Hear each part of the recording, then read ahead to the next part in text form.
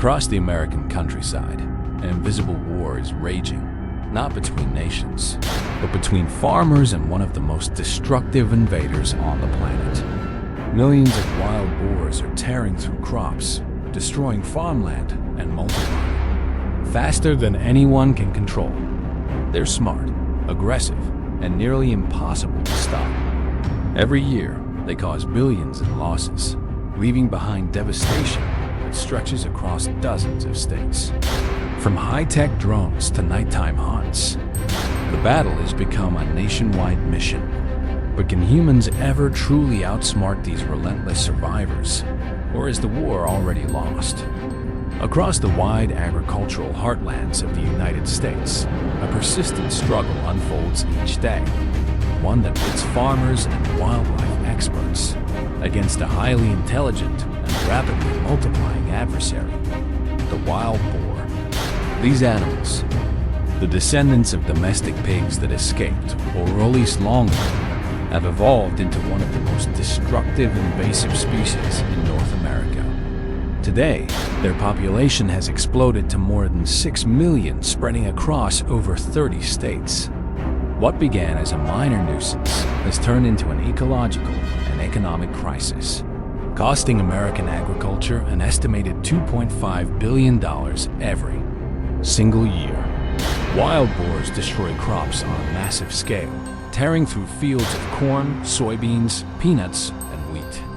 Their strong snouts act like natural plows, uprooting soil and irrigation lines in a single night.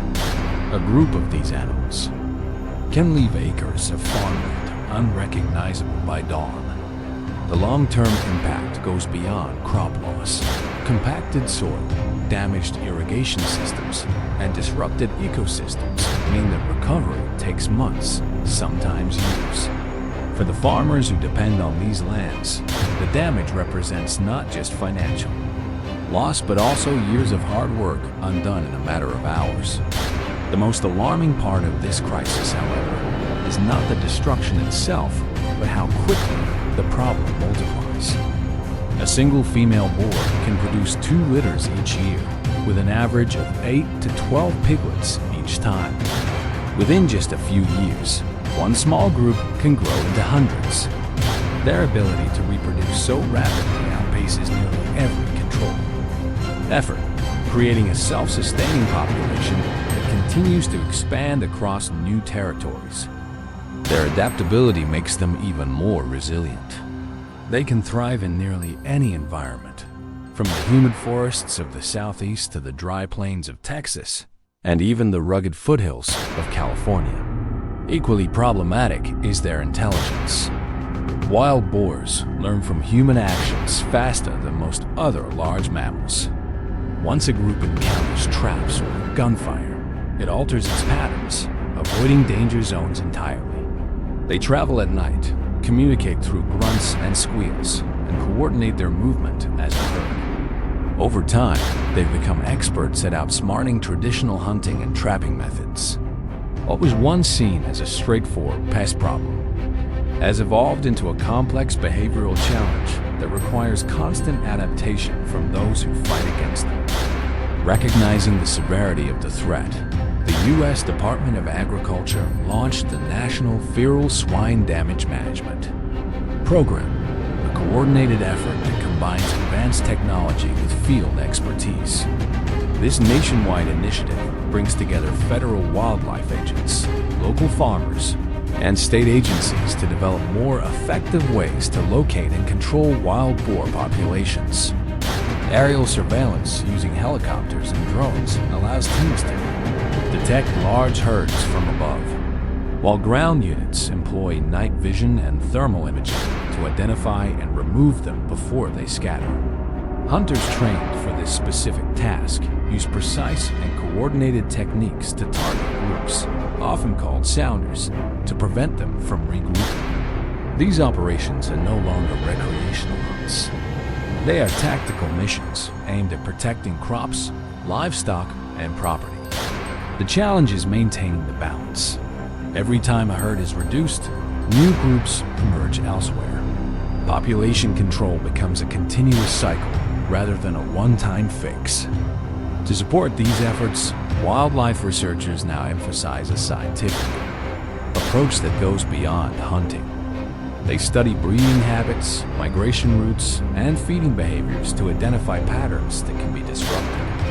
GPS collars and motion sensors track movement across large areas, helping biologists understand how boars adapt and spread. Data from these studies guide future prevention strategies, shifting the focus from reactive killing to proactive management. Habitat modification has also become a critical part of the solution.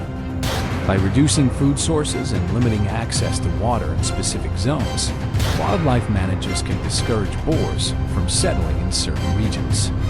Farmers are encouraged to fence vulnerable areas, secure feed storage, and monitor their landform. Early signs of activity. Community cooperation plays a key role. When farmers share information and coordinate efforts, containment becomes far more effective. Education remains another cornerstone in this ongoing battle. Awareness programs teach landowners how to recognize early signs of damage, report sightings promptly, and use deterrents that are humane yet effective. In some regions, partnerships between farmers, local authorities, and wildlife agencies have created rapid response networks that can mobilize quickly when herds appear. These initiatives help prevent isolated outbreaks from becoming regional infestations. Yet despite the progress, complete eradication is no longer considered achievable. Wild boars are too widespread, too adaptable, and too intelligent to be entirely removed from the ecosystem.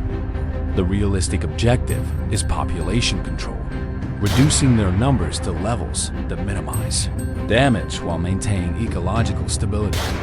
The wild boar, after all, now plays a role in certain habitats, influencing predator behavior and vegetation dynamics. The focus has therefore shifted from destruction to management, finding a way for humans and these resilient animals to coexist without catastrophic consequences. In states like Texas, Florida, and Georgia, where the problem is most severe, large-scale programs are underway to integrate technology with traditional wildlife control. Drone-assisted hunts, remote-operated traps, and automated feeders linked to cameras allow for more precise and humane management. The use of artificial intelligence to analyze movement data and predict herd behavior is also on the rise, providing teams with insights that were impossible just a decade ago. Still, success depends not only on tools and technology, but also on consistency. For every 100 wild boars removed, dozens more are born.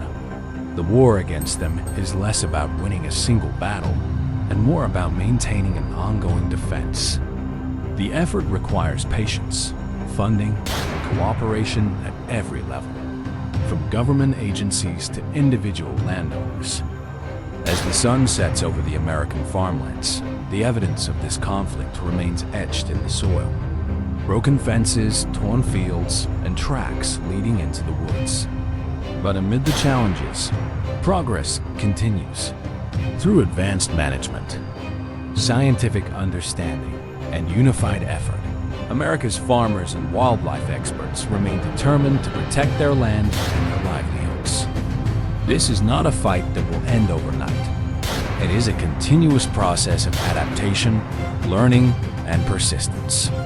The goal is not total extermination, but equilibrium, a future where agriculture, wildlife, and human communities can coexist.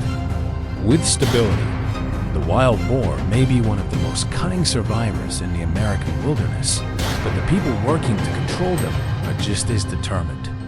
In this ongoing struggle across the fields and forests, the balance between nature and human progress is tested every single day.